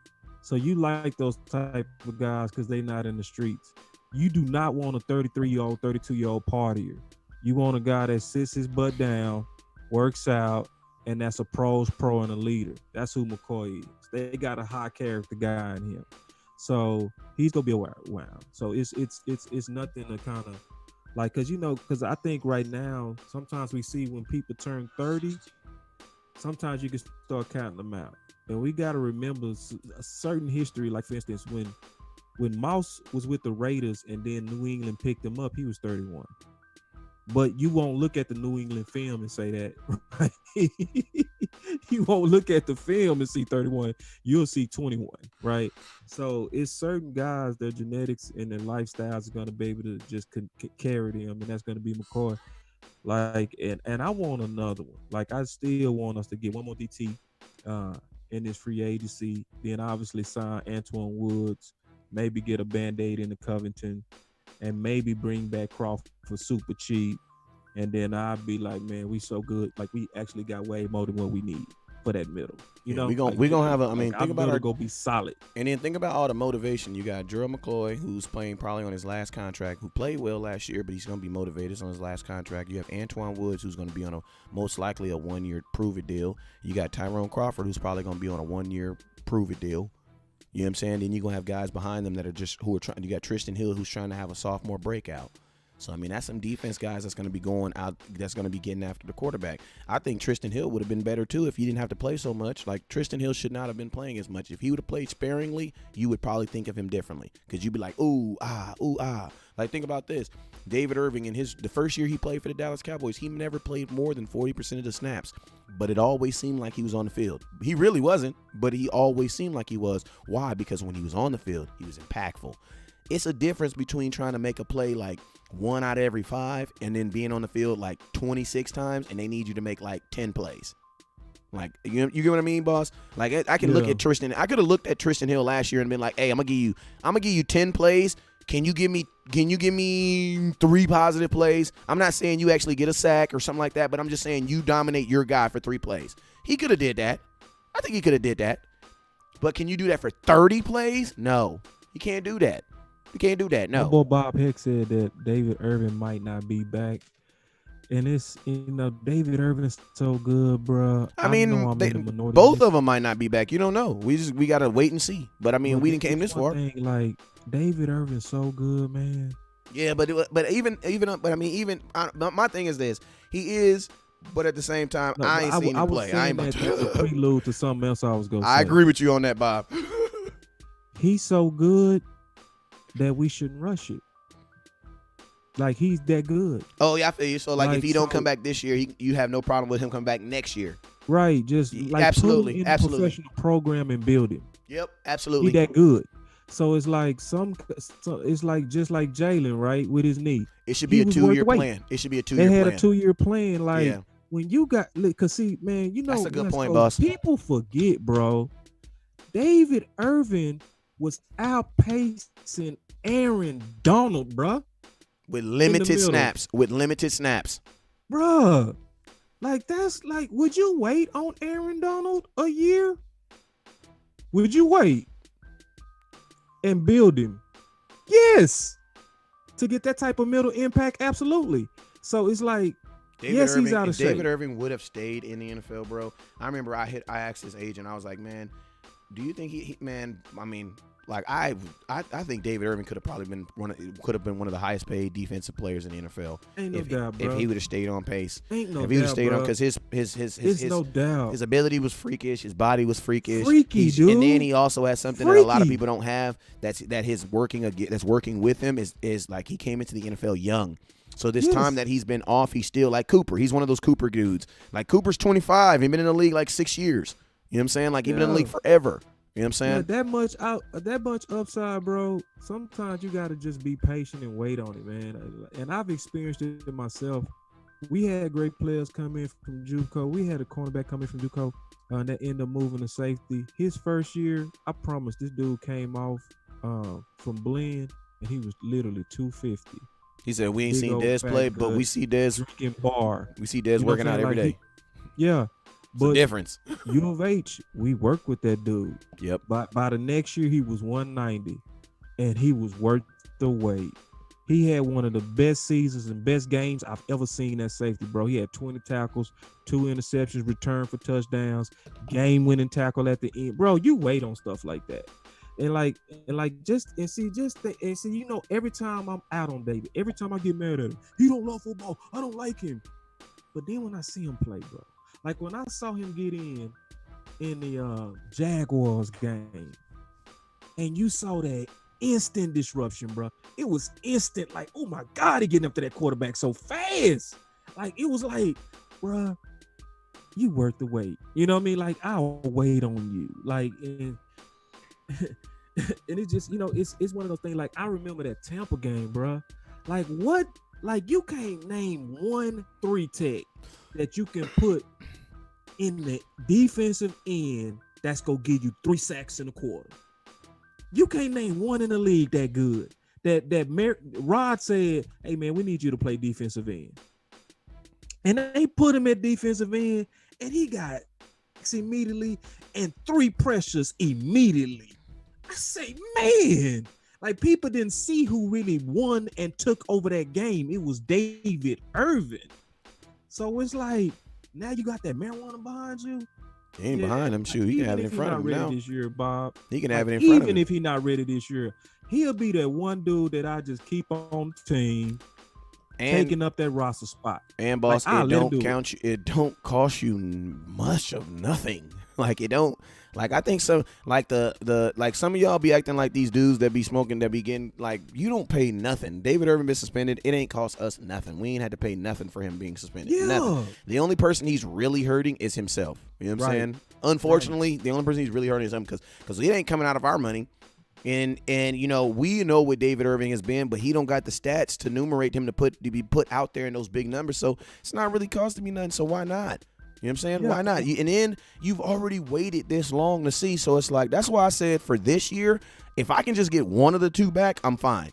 2 years from now, I'll have both of them back. I'm okay with that. I'm okay with that. Super good with that, bro. Like, that's a super win.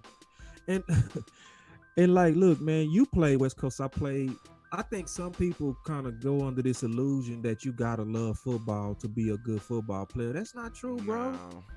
And some people under the illusion that do you love your job? Do all y'all love y'all jobs? No. Are you good at them? Joe Namath probably party before the games and still go win you a Super Bowl.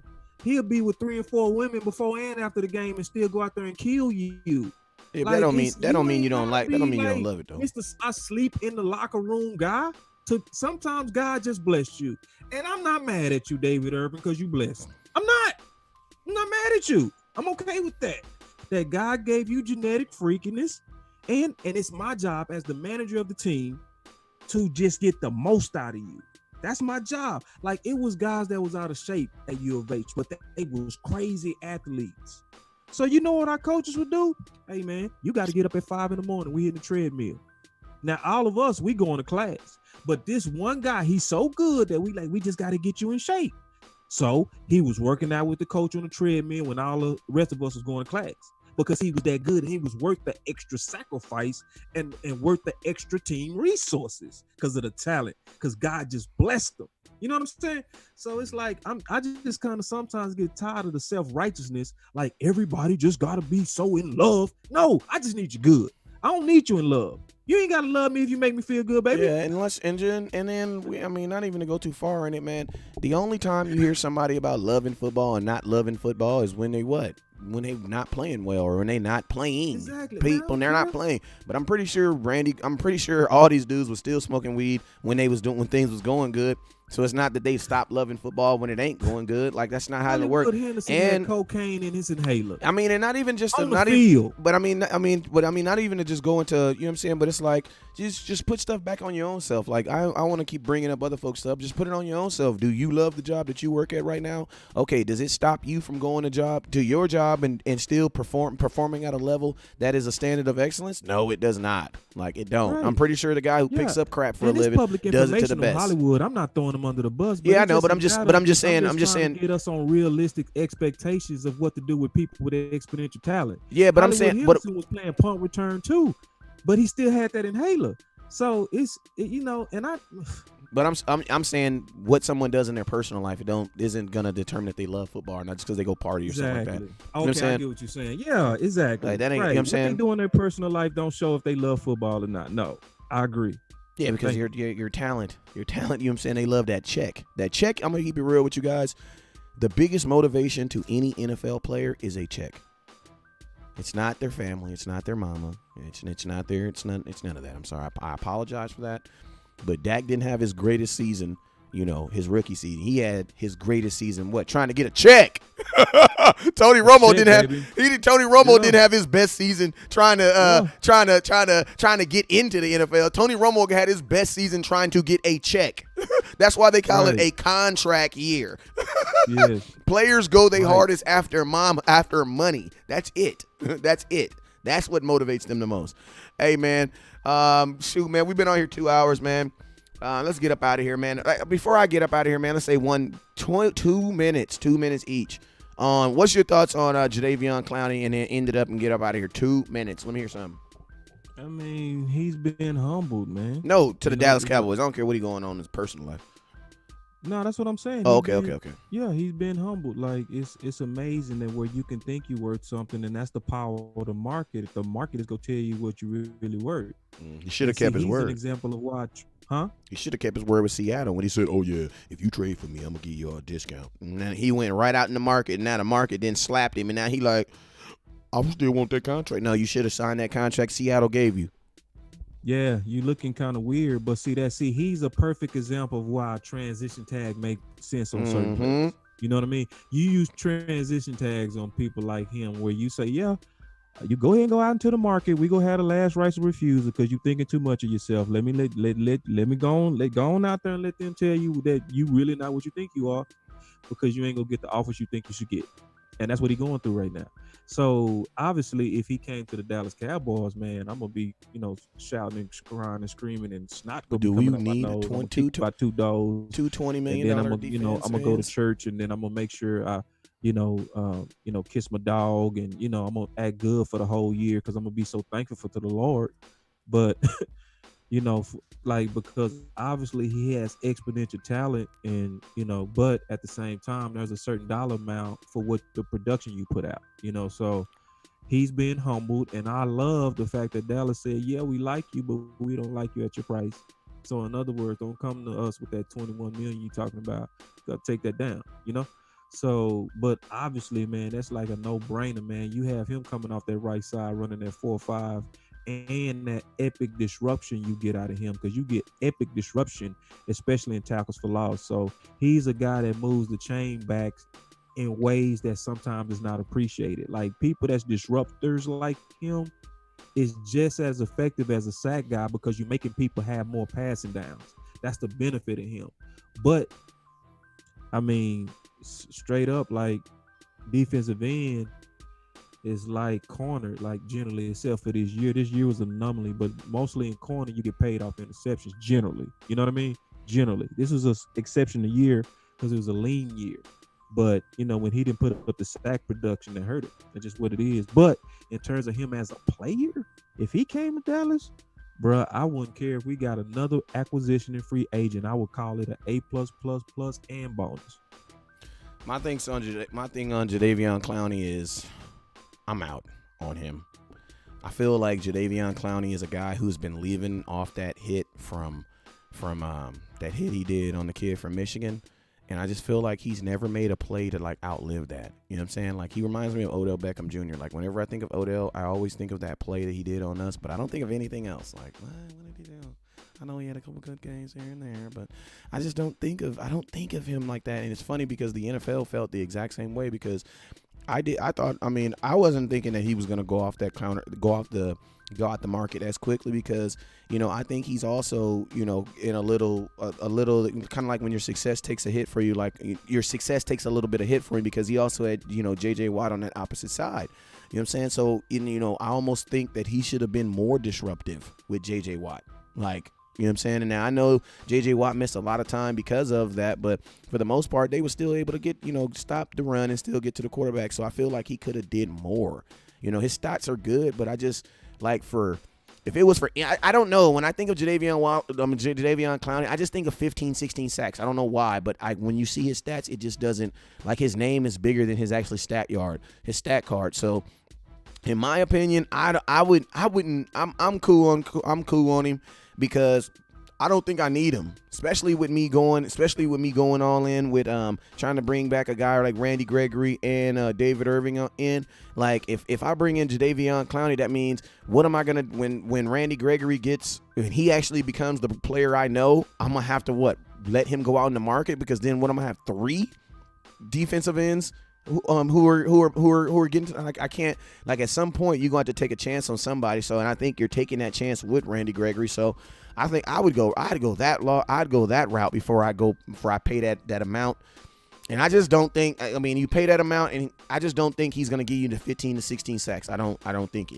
You know what I'm saying? And if I think he could if he was with Rod. I don't know if. But Rod don't coach. Rod ain't here though. I know.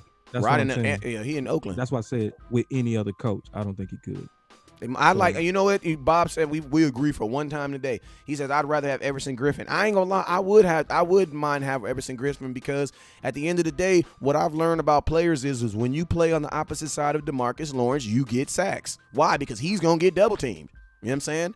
So as long as you get to the ball, then it's like think about this. We didn't need Jadeveon Clowney last year to get 11.5 sacks. Who we have? We traded a 6th-round pick for a nobody named guy named Robert Quinn, who just so happened to have a breakout season on the opposite side of DeMarcus Lawrence.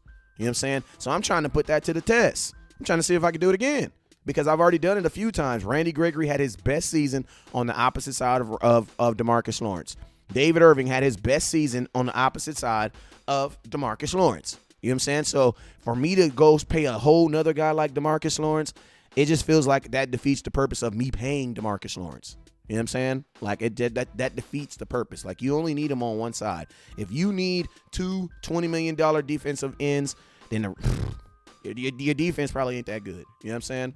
Because I've seen it happen and it just didn't work. So, I mean, if it's like something so cheap that, like, not even something so cheap, but if it's a deal that you can't refuse, obviously take him. But not at, like, top player in the NFL. No. And then my last take is this. In our division, boy, you better be, our focus is more on stopping the run. You know what I'm saying? Like, no quarterback. We played Breeze. No, we didn't play Breeze. We played Bridgewater. We played Tom. And we played Kirk Cousins. We played Rodgers. None of them lit us up. Like, none of them dudes lit us up. And DeMarcus Lawrence only had 5.5 sacks. None of them dudes lit us up. It was the running game that would stop us. So, I mean, I'll actually if you had to tell me what I'd rather overpay right now for a defensive end or a defensive tackle, I'll overpay the defensive tackle before I do the DN. Because I think if you go get considering what you've already invested in DeMarcus Lawrence, remember you franchise tagged in 1 year. I don't, and then you getting Randy Gregory. And Clowney gonna want at least a 5-year deal. He gonna want something long. So I mean, and on Madden, I'm all for it. But Bob, I actually gotta agree with you, Bob. I would actually take Everson Griffin. It's gonna be cheaper, and I think you probably get around the same production. That's what I believe. Now, I think if Jadeveon Clowney's on a team by himself and he's the primary pass rusher, he gonna get a gang of sacks. But if you put him on a team where he's gonna be, that coverage is gonna be split between him and another guy, I think he'll get you about 8 or 9 sacks, maybe 10. But at the end of the day, that ain't worth $20 million. You know what I'm saying? But hey, we've been on here for about 2 hours, man. We got a little excited because we had the new graphics and everything. So we just want to let everybody know we appreciate you. Thank you, supporters, for the new show. We appreciate you guys for supporting us and keeping us on, man. We appreciate your support dollars, man. We put them to good use. That's why you always seeing updates, upgrades, and things like that. And you're gonna continue to see those things, man. And I just want to let you know that from my heart all the way down in Dallas, Texas. I'm actually in California, but my heart's in Texas. But so I appreciate you guys tremendously. And as always, you guys already know what it is.